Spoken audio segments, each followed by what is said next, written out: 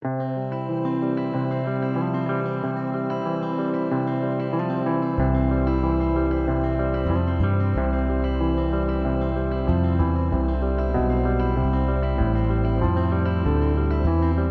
一般嗰個整體狀況咧，當訓練前與訓練後嗰個進步咧，大概有15至到去20% 嘅增長嘅嗰個進步空間嘅。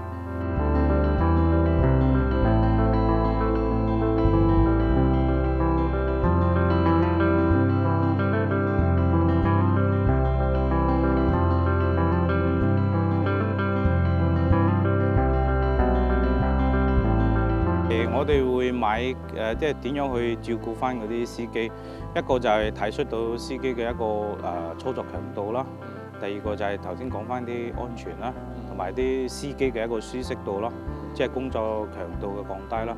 咁就會去買更加適合、更加好嘅、更加先進嘅車輛。咁啊，譬如呢啲 Scania 呢啲車，咁啊嚟去對改善呢啲司機嘅一個工作強度。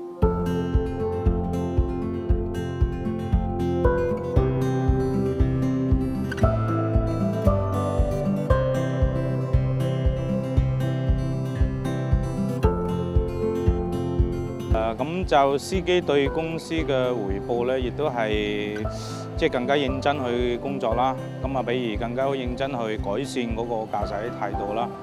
咁啊，油耗啊，亦都係下降得好多㗎。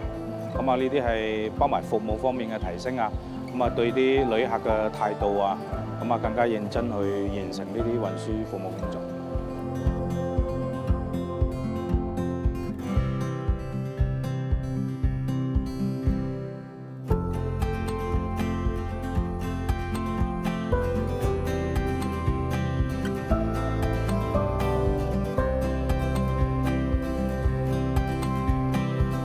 跟進好多客人，即係幫佢哋完成咗呢個訓練或者嗰個期間咧，我都係會繼續去跟進呢啲客人，例如會了解佢哋嗰個司機呢一班司機嗰個進步係點樣啦，同埋亦都會建議對方公司咧係會作出一個適當嗰個獎勵，去建立一個令到員工會繼續去努力爭取為公司服務啊，嗰個表現揸好呢部車嗰啲咁啊。